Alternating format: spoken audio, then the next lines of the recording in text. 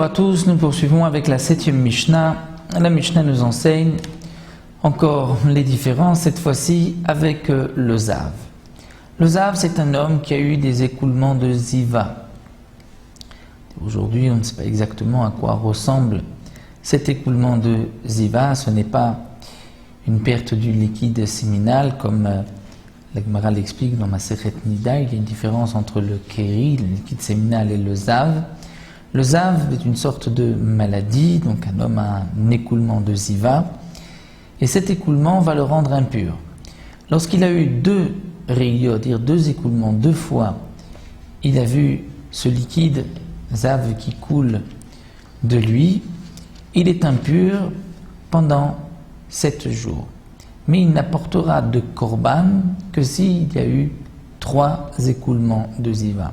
C'est ce que la Mishnah nous dit, en ben zav aro riyot, la différence entre un zav, donc cet homme impur qui a eu 2 écoulements, que ce soit le même jour ou un jour après l'autre, les roé shalosh, celui qui a eu 3 écoulements, le même jour ou aussi en 3 jours ou en 2 jours, la différence est la korban, c'est le korban. C'est-à-dire que celui qui a eu 3 écoulements de ziva apportera un korban à la fin de ces 7 jours de purification, mais celui qui n'a eu que 2 jours doit attendre 7 jours, ou 2 riyot, 2 écoulements, doit attendre 7 jours de purification, mais il n'apportera pas de korban, de sacrifice. Un autre cas, nous dit la Mishnah, ben metzora musgar le metzora muchlat, la différence entre un lépreux musgar, qui a été enfermé, comme c'est marqué dans la Torah, dans Parashat Tazria, lorsque le Kohen vient vérifier la tache de lèpre.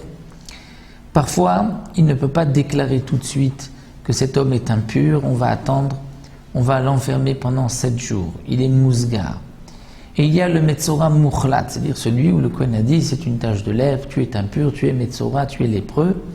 La différence est priya ou frima, c'est-à-dire est-ce qu'il doit priya se déchirer les priya c'est se laisser pousser les cheveux et frima c'est se déchirer les habits.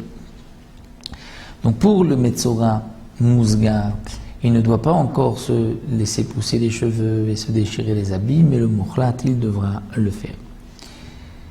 Mais dans tous les cas, pour les deux, ils seront rejetés des 3 camps, c'est-à-dire ils devront sortir même du Machane Yisraël, c'est-à-dire de là où habitent ces frères juifs. Ils sortiront en dehors des 3 camps, comme à l'époque du Mishkan, où il y avait au milieu, là où se trouvait le tabernacle, le Machane Shechina, tout autour les Lévim, c'est Machane Lévia, et le Machane Israël tout autour qui campait autour du Machane Lévia. Le Metzora, le lépreux, devait sortir des 3 camps.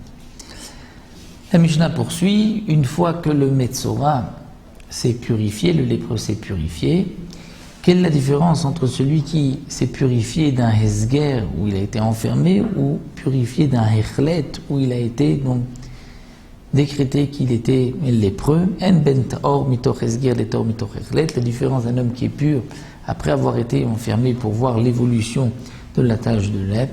Le taor à celui qui est pur mitoch Hechlet, après avoir donc été d'abord lépreux, désigné lépreux par le Kohen, une fois qu'ils ont fini, que la tache de lèpre a disparu, qu'ils ont guéri et qu'ils se sont purifiés, la différence c'est tiglachat vetzipurim, que le lépreux qui était donc lépreux, qui avait un statut de metzora muchlat, doit se couper les cheveux et doit aussi apporter tzipurim des oiseaux, comme c'est marqué dans la paracha de Metzora, c'est le début de sa purification, alors que celui qui était juste metzora musgar, lui n'a pas besoin, une fois qu'il s'est purifié, d'apporter des oiseaux ou de se couper les cheveux.